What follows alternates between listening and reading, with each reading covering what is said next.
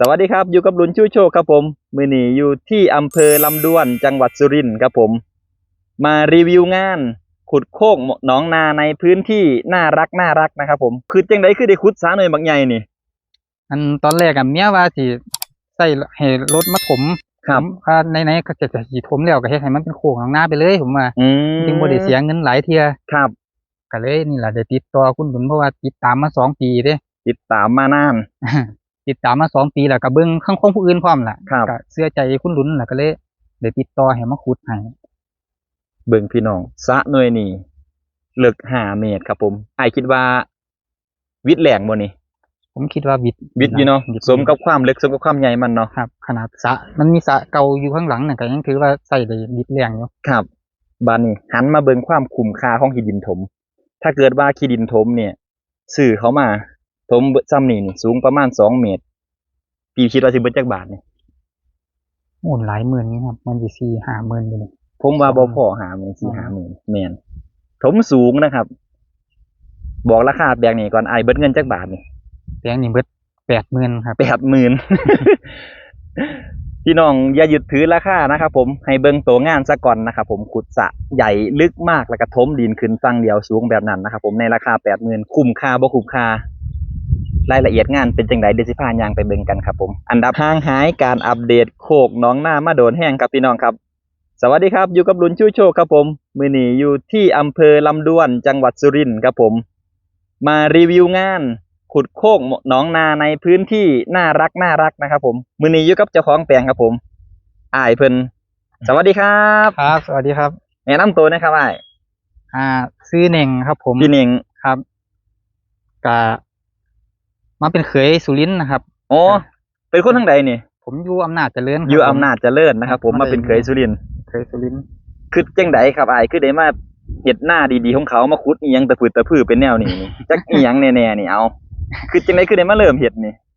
ก็ถึงเมียก็อยากเฮ็ดนะครับครับแล้วก็ที่นี่ก็เจ้าของก็สิตั้งใจว่าสิได้ออกจากงานอีกว่าสิอยู่จัก2 ปีสิออกจากงานก็เลยว่ามาเฮ็ดไว้ท่าแล้วกันครับเพื่อให้มันได้เขียวมีต้นไม้ต้นหยังขึ้นแหน่หน่อยจึงออกว่าซั่นอ๋อวางแผนเกษียณแล้วโทษได้ครับตอนนี้อายุเท่าไหร่แล้วครับนี่ปีนี้34ครับ34ครับวางแผนเกษียณ35 36 37บ่เกิน40นี่ได้ออกจากงานว่าซั่นเถาะแม่นครับคนรุ่นใหม่เฮ็ดหลายเด้อครับบ่แม่นว่าแต่ถ้าearly 50กว่าค่อยมาเฮ็ดฮอดหน้านั้นอาจจะบ่มีแรงแล้วก็ได้เนาะพี่เนาะแม่นผมก็คิดจังซั่นล่ะ ผมว่ามันบ่ทันนะมันบ่ทันกินทันใช้มาเฮ็ดมันบ่มีแรงเฮ็ดแล้วแม่น50แล้วเทื่อสิเป็นรูปเป็นร่างเทื่อสิต้นไม้สิใหญ่อีกสิเข้า60แล้วครับผมว่ามันบ่ทันกินสิตายก่อนก็ได้ ก่อนที่สิต้นไม้ได้ผลผลิตเอ้าคือจังไดคือได้ขุดสระหน่อยบักใหญ่นี่ตอนแรกเมียว่าสิใส่ให้รถมาถมว่าไหนๆก็จะสิถมแล้วก็เฮ็ดให้มันเป็นโค้งหนองนาไปเลยผมว่าจึงบ่ได้เสียเงินหลายเที่ยครับก็เลยนี่ล่ะได้ติดต่อคุณบุญเพราะว่าติดตามมา2 ปีเด้ติดตามมานาน ติดตามมา2 ปีแล้วก็เบิ่งข้างของผู้อื่นพร้อมล่ะก็เชื่อใจคุณหลุนล่ะก็เลยได้ติดต่อให้มาขุดให้เบิ่งพี่น้องสระหน่อยนี่ลึก5 เมตรครับผมอ้ายคิดว่าวิดแหลงบ่นี่ผมคิดว่าวิดอยู่เนาะสมกับความลึกสมกับความใหญ่มันเนาะครับขนาดสระมันมีสระเก่าอยู่ข้างหลังน่ะก็ยังถือว่าใส่ได้วิดแรงอยู่ครับบาดนี้หันมาเบิ่งความคุ้มค่าของขี้ดินถมถ้าเกิดว่าขี้ดินถมเนี่ยซื้อเขามาถมซ้ำนี่สูงประมาณ2 เมตรพี่คิดว่าสิเบิดจักบาทนี่โอ้หลายหมื่นครับมันสิ4-5 หมื่นอยู่นี่ผมว่าบ่พอ50,000 4-5,000แม่นถมสูงนะครับบอกราคาแปลงนี่ก่อนอ้ายเบิดเงินจักบาทนี่แปลงนี่เบิด80,000ครับ80,000 พี่น้องอย่าหยุดถือราคานะครับผมให้เบิ่งตัวงานซะก่อนนะครับผมขุดสระใหญ่ลึกมากแล้วก็ถมดินขึ้นฝั่งเดียวสูงแบบนั้นนะครับผมในราคา 80,000 คุ้มค่าบ่คุ้มค่ารายละเอียดงานเป็นจังไดเดี๋ยวสิพาย่างไปเบิ่งกันครับผมอันดับแรกเลยทางไปอ้ายย่างไปเบิ่งเนี่ยทั้งพุ่นพุ่นล่ะเลาะๆไปเบิ่งไปเรื่อยเนาะครับตัวนี้เป็นถนนทางเขาเนาะครับเนาะแม่นครับกว้างได้จักเมตรบุนี่ก็5 เมตรได้มั้งครับ4-5 เมตรบ่ขาดเนาะบ่ขาดถูกใจอยู่เนาะอ้ายเนาะแม่นครับในแบบมัน3 เมตรแม่นบ่ในแบบ3 เมตรรวมคันเก่าครับเพราะว่าคันเก่ามันก็2 เมตรเลยโอ้ในแบบ3 เมตรรวมคันเก่านะครับผมทีมงานก็แถมให้อีกตีให้มันกว้างซะเลยเพราะว่าย่านเพิ่นเสียดายพื้นที่ก็เลยร้อยเฮ็ดให้ แล้วก็ได้คลองนะครับเนาะ แม่นครับได้ของ คลองไส้ไก่นะครับผมความกว้างตามสเปค3 เมตรเหล็กประมาณเมตร50 เมตร60 เมตร70แล้วแต่บ่องนะครับผมแล้วก็ดินที่ใดเอาขึ้นไปเฮ็ดโคกเฮ็ดคู่ขึ้นนะครับได้ข่าวว่าแผนอนาคตสิเฮ็ดเป็นมองกลางตรงกลางเต็นท์นำบ่ครับนี่ แม่นครับ ในระยะยาวเนาะ ครับ ก็คือคิดแผนระยะยาวแผนว่าจังใดแน่พี่คือจังไปเฮ็ดมองเลี้ยงกบเลี้ยงหยังล่ะคุณแล้วเพิ่นสิกางเต็นท์บนใดบัดนี้ ส่วนนี้แหละครับว่าสิสร้างกระท่อมน้อย อ๋อเอาข้างๆนี้เลย ทางถนนแม่นครับ ข้างถนนแล้วเพิ่นสิเลียนถนนรถได้บ่ล่ะบัดนี้ รถก็สิจอดไว้เทิงๆพุ่นล่ะครับ อ๋อ ส่วนเทิงๆ คือ เขาเดิ ที่ นเอา เทิงๆเพิ่นก็เป็นที่กว้างพอสมควรครับให้จอดอยู่เทิงแล้วก็ แม่น เฉพาะคนมากางเต็นท์เอาลงมากางข้างล่าง แม่นครับ ลงต้นไม้อีหยังแน่บัดนี้ มันจึงได้ชมบรรยากาศ อืมส่วนใดสิลงผลไม้ส่วนใดสิลงผักบาดเนี่ย เรื่องผลไม้กับพวกผักนี่คือผมสิปลูกตามขอบแหละพวกผลไม้ ครับ ปลูกแซมไปเรื่อยล่ะมองไหนมันว่างก็ลงไป โอ้เดี๋ยวผมต้องพายางไปเบิ่งเทิงๆอีกเทื่อหนึงนะครับผมเพราะว่าก่อนหน้านี้เพิ่นเฮ็ดสวนน้อยๆประมาณพื้นที่ราวๆ20 x 20 เมตรงามเราปลูกผักนะครับผมว่าพื้นที่ตรงนี้น่าจะเป็นพื้นที่ที่งามกว่าเทิงๆแท้แน่นอนเพราะมันได้ลงเต็มรูปแบบแล้วเนาะ แม่นครับ หมูเห็ดเป็ดไก่คือสิบ่ขาดเนาะ ครับ ส่วนฝั่งข้างหลังก็ยังเหลือเป็นพื้นที่หน้าอยู่เนาะ แม่นครับเหลือ ครับ พื้นที่นะครับ มองนี่ผมว่าสิเลี้ยงพวกปลานิ้นกับกบอยู่น้ำกัน เรียงใส่กัน แม่นผมล้อมไว้เพราะว่าผมสิ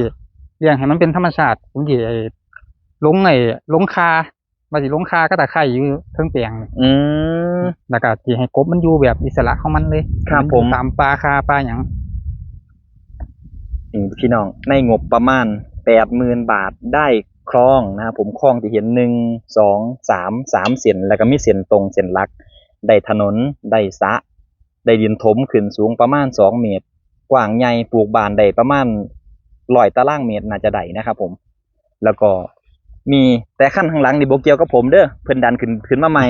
ที่จริงเพิ่นสิให้ผมเฮ็ดให้แต่เพิ่นบอกสาโพด บอกว่าทัน บอกบ่ทันรถจนสิแล้วจังบอกกันไว้โอ้ เดี๋ยวกลับไปเฮ็ดงาน ผม พอดีนะครับ พอดีว่าสิส่งงานก็เลยเบิ่งในรูป เอาคันคือเดี๋ยวคำนี้ว่าสิให้เพิ่มอีก ก็เลยว่าบ่ทันแล้วเพิ่นว่า บอกบ่ทันนะครับผม ก็เลยดันครับว่าสิเฮ็ดคอกเป็ดกับคอกไก่ อ๋อ ก็สิเอากระไผมาลงนี่ครับ ลงกันเป็นล็อก ครับ ให้มันล่มเลื่อน ก็ถือทางลมพอดีนะครับผม ครับ โอ้ย แบ่งเป็นคอกเป็ดกับคอกไก่ยาวไปฮอดฟังพุ่นน่ะ อายุ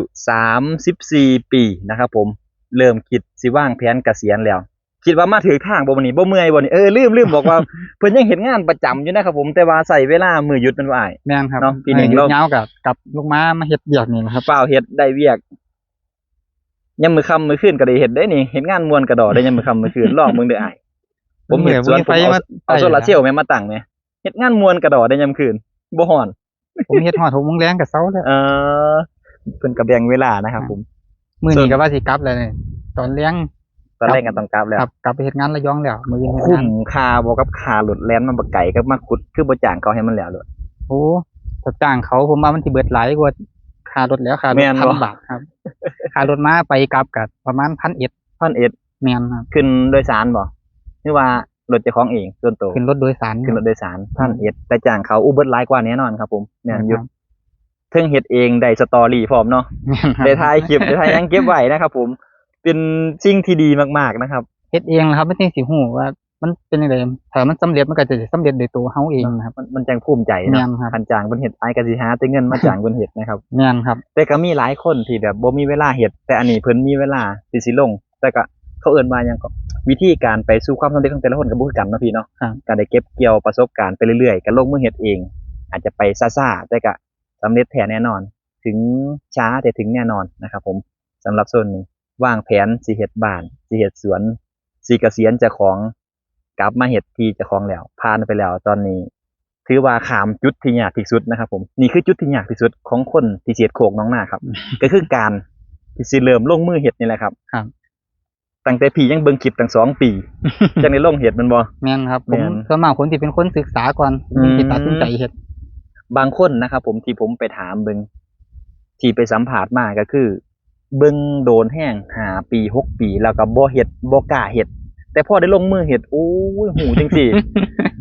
เพิ่นว่าหูจังซี่เพราะว่าเพิ่นญาติมันผิดพลาดนะเพิ่นก็ศึกษาไว้หลายเพราะแต่ศึกษาไปหลายไปเจ ไปเจอคลิปทางลบก็คือเจอคลิปที่เขาเจออุปสรรค ครับ เจ้าของกระย่าน ครับ พอย่านก็เลยบ่ลงมือเฮ็ด อืม แต่พอได้ลงมือเฮ็ดอีหลีจังไดมันก็เจออยู่แหละก็ค่อยหาวิธีแก้กันไป แม่น แม่นนี่ ผม นี่ ก็ คื คิ อ ดจังซั่นล่ะ ผ่านจุดที่ยากที่สุดมาแล้วก็คือจุดที่มีการเริ่มต้นพอเริ่มไปแล้วหามันสุดบ่พอแล้วครับ ผมฟันธงเลยนะครับ ผม1,000,000%นะครับผมมันสิบ่สุดแค่นี้แน่นอน พี่น้องเบิ่งที่แปลงนี้ไว้เด้อผมอาจสิได้มาขุดต่อ มันต้องขยับขยายไปเรื่อยเนาะพี่เนาะ แม่น เฮ็ด ค ตา รั ม บ กำลังเจ้าของนะครับเนาะ ค่อยๆเป็นค่อยๆไป ค่อยๆเป็นค่อยๆไปเอายาพายางออกไปทางพุ่นเนี่ยเป็นจังได ครับ นะครับมองที่สิเลี้ยงเป็ดเลี้ยงไก่โซนป่าก็เลี้ยงนะครับตัวนี้ฝังทอคือจะต่อไปอีกคือหยังนี่ จะต่อไปอีกครับ สุด เดี๋ยวจังสิมา ต้องขุดใหม่นะ แม่นครับ โอ้ เพอมันสุดอยู่เครียดนี่ แทนที่สิ หาแนวอยากให้เจ้าของแล้วครับ พอเฒ่าแล้วเราเอารถไถมาอั่นแล้วสิไถเอ็นนาเราสิหว่านเขา บ้านนี้เราก็เลยว่าไหนๆก็มาแล้วก็ให้เขาตำดินขึ้นรวดว่าซั่นบ่หลายเทื่อว่าซั่น ดันกับแป๊บเดียวแล้วครับไทยขึ้นแล้วก็ดันก็เดียวดินนี่นะครับผมปลูกของงามเลยนี่ดันขึ้นมาใหม่แล้วก็บ่ทันได้เหยียบบ่ทันได้นั่นปักอีหยังขึ้นนี่งามคักเลยแฮงมีแต่หน้าดินมากองกันเอเหลอยู่นี่ครับสุดยอดเลยนี่ของได้ข่าวเมื่อกี้นะครับผมเมื่อกี้ผมสอบถามข้อมูลว่า พื้นที่ตรงนี้ เจาะบาดาลแล้ว เจาะแล้วครับ แต่ว่า เจอน้ำเข้ม แม่นครับ เนาะน้ำเข้มก็คือใส่ประโยชน์อีหลีนี่ได้หน่อยแห้งนะครับผมเอามาฮดต้นไม้ต้นไม้ก็ตายเนาะพี่เนาะ แม่น ได้เลี้ยงปลาพ่อเลี้ยงได้อยู่เด้แต่เฮาบ่สามารถที่จะเอาขึ้นมาฮดได้มันเข้มแห้งขนาดใดได้ซิมบ่ โอ้เข็มจนขมนะครับ บ่ ครับ บ่แม่นน้ำทะเลเลย โอ้ยทะเลดีๆนะครับ แต่ก็เป็นการแนะนำเนาะพี่เนาะเอาแนวทางการแก้ปัญหาให้แหน่จักหน่อยหนึงเฮ็ดจังไดจักสิมีน้ำในสระนี่ ตอนนี้ผมมันล้อน้ำมันล้อฟ้าล้อฝนนี่แหละก่อน ครับ ไอ้ตัวนั้นน่ะ ผมว่าสิเอาทรายมาถมเบิ่งก่อนถ้ามันบ่จืดสิถมขึ้นมาให้มันเหลืออยู่จัก20-30 เมตร ตอนนี้เจาะจักเมียนล่ะครับ เจาะไป50นะครับ 50ขนาด มันก็เลย 50เมตรยังเข้ม บ่ครับ จริงๆ เขาว่าอยู่นี่ยิ่งลึกยิ่งเข้มนะครับ ทุกที่ครับ อ่า อยู่ไสกระซางยิ่งลึกยิ่งเข้มเพราะว่าน้ำเข้มมันจะมีม่วนหลายกว่าน้ำจืด ครับ ยิ่งต่ำยิ่งเข้มนะครับ แต่ว่าตอนนี้วิธีแก้ปัญหาก็คือเฮ็ดจังได๋ก็ได้ให้น้ำฝนลงในสระเฮาให้หลายที่สุดเนาะ ครับ เพื่อเป็นการกักเก็บน้ำนี่นะครับพี่น้อง เจอแล้วปัญหาแรกเริ่มต้นปุ๊บก็เจอน้ำเข้มแล้ว ผิดขาดไปแล้วหน่อยนึง แม่นครับ แต่ก็ถ้าฝนล่ะเพราะว่าทุกปีก็ฝนดีครับ ครับผม พอแม่ว่าฝนดีสระหน่วยข้างหลังนั่นเต็ม ครับ ถ้ามันเต็มทั้งสระนี่ทั้งสระหน่วยหลังอ่ะจังได้ก็ฝนดีครับ มุมดีอยู่แล้วเนาะ แม่นครับ สำหรับพื้นที่ ใส่จนขานใส่พุ่นล่ะ พื้นที่เฮาบ่ได้เป็นพื้นที่ที่หลายนะครับจักไรนะอยู่นี่ ตรงนี้เฉพาะแปลงที่ขุดนี่น่าจะประมาณ2 ไร่บ่เกิน2 ไร่ ครับ ประมาณ2ไร่กับการขุดสระประมาณ 20% ของพื้นที่ผมก็ว่าเหลืออยู่แล้วนะครับผมสำหรับพื้นที่ที่เก็บน้ำเนาะถ้ามันบ่พอค่อยว่ากันอีกเทื่อนึงแต่คิดว่าพออยู่นะขนาดสระน้อยๆข้างล่างยังพอเนาะ แม่น พอได้รดน้ำอยู่นี่นะครับสเปคคลองก็สิประมาณนี้ด้านข้างไอ้แล้วหัวอ้อมแล้ว เตรียมเลี้ยงกบนะครับผมเลี้ยงกบกับเตรียมรับมือกับอีกาได้เลยนะครับผม ทั้งอีกาทั้งงูแหละครับ อุ้ยอีกาขับร้ายครับ อีกานี่ทั้งป่าทั้งหยังมันเอาหมดเลย หลายแฮงครับอีกาอยู่นี่ ผมเห็นมันบินบุบบับสีมันเอาหมดเลยได้อ้าย ครับ ต้องเฝ้าพอสมควรโอ้งัวควายเขามาเล่นตัวนี้ ครับ แผนอ้ายบ่อ้อมหัวบ่นี่ อ้อมอยู่ครับ ต้องอ้อมเลยครับด้วยเห็ด เสา โขง เก่า น้องหน้า เสายังอยู่ ถ้าบ่อ้อมหัวนี่บ่ว่าสิเป็นงัวควายเขามานี่เฮาปลูกอีหยังไว้งามๆนี่หมดเลยเด้ภายในระยะเวลาแค่บ่กี่ชั่วโมงมันกินได้หมดเลยเด้นี่อันนี้วางแผนจะเลี้ยงปลานิ่นครับ พอดีครับผมเลี้ยงปลานิ่นถ้าเลี้ยงในบ่อแบบนี้นะครับขนาดความลึกกำลังเหมาะสมเลย เป็นตะลมแท้เนาะของเพิ่นนี่เนาะมันสิอยู่บ่อายนี่ นี่แหละเฮ็ดเทื่อแรกบ่สิลื้อออกใหม่ครับ อืม เฮ็ดอันนี้เฮ็ดไปตั้งแต่ผมมาได้ว่าเดือนก่อนนี่ ครับ เดือนก่อนนี่ผมก็มาเฮ็ดหิมไว้บ่ ครับ คือมาเฮ็ดก็เลยไปซื้อเหล็กมาใส่เฮ็ด อ่า ใหม่ไอ้ตัวนี้มันบ่ได้ใส่เหล็กนี่แหละก็เลยลง อ๋อเป็นการลองผิดลองถูกไปเรื่อย แม่นครับ อันเล็กตัวนั้นเป็นเล็ก1x1บ่เล็กนิ้วบ่ เหล็ก1 นิ้วแล้วมั้ง พี่เอาเล็กนั้นมาใส่เด้อครับ เด้อเขาเอิ้นเล็กแปะ ที่มันเป็นคล้ายๆตัวยูน่ะบ่ แม่นถือกว่าเล็กตัวนี้แล้วก็แข็งแรงกว่าครับ ครับ เขาเอิ้นเล็กแปะคงหลังคากันว่าอ้อมต่อไปอีกนะ อ๋อ สิดีกว่ากันนะครับผม เอาถึงช่วงถ่ายชุดสุดท้ายไปทางพุ่นไปเฮาสิได้เห็นวิวสระนำจักหน่อยสิให้อายเราพูดถึงว่าทีมงานเฮาเป็นจังไดแน่นะครับ แบบบ่อวยเด้อครับ เด้อเอาแบบความเป็นจริงนะครับ ผมอันไหนดีก็ว่าดี อันใดบ่ดีก็ว่าบ่ดี มีอีหยังที่สิให้ทีมงานปรับปรุงแก้ไขนะครับ ผมเพราะว่า ลูกค้าส่วนหลายเบิ่งผมมาจากในคลิปนะครับผมแล้วผมก็สิพยายามให้ลูกค้าเองเป็นคนคอนเฟิร์มให้ว่างานเฮาดีหรือบ่ดีบ่ใดนะครับผมเพื่อที่สิเอาไปเป็นตัวเลือกหรือว่าเป็นน้ำหนักในการตัดสินใจของลูกค้าคนอื่นนะครับผมที่กำลังจะอยากเฮ็ดนะครับเนาะเอาบนนี้เลยอ้ายโอ้วิวดีขนาดเลิกดีเป็นจังไดผลงานทีมงานอยู่กันมาจักมื้อก็อยู่นี่7มื้อบ่ 7 มื้อครับ 7 มื้อ พอดี งบประมาณ 80,000เอาแต่70,000ก็พอแห้งแล้ว ไม่เอาสิบ่เหลือค่าน้ำมัน เอาอ้ายรีวิวงานให้แหน่เป็นจังไดครับผม ก็ถือว่าประทับใจครับในการทำงานเพราะว่าน้องมันมาเฮ็ดนี่คือว่าเฮ็ดงานละเอียดครับ ผมมาอยู่แค่3-4 มื้อผมแต่ว่า3-4 มื้อผมนั่งเฝ้าอยู่ตลอดนะครับ ผมเบิ่งการทำงานก็ถือว่า โอเคครับตั้งใจทำงานเก็บงานดี ครับ ใจเย็นค่อยๆเฮ็ดไปบ่ได้เร่งรีบนะครับ ครับถึงเฒ่าแก่สิเลี้ยงมันก็บ่เลี้ยงให้เนาะ แม่นๆครับหรือว่า ผมก็ถือว่าประทับใจอยู่ ครับผม ผมกับที่ติดตามมา2 ปีแล้วก็ตัดสินใจเลือกให้มาเฮ็ดนะครับ ถือว่างานออกมาดีเนาะครับเนาะ ครับ โอเคครับผมวันนี้ก็ขอบคุณนะครับผมพี่เน่งนะครับผมพายมายางเบิงพื้นที่ร้อยเข้ามาหาเพิ่นนะครับแล้วก็มีโอกาสมาถ่ายคลิปเอาแบบเรียวๆบ่ได้เตรียมกันเลยเนาะอ้ายเนาะ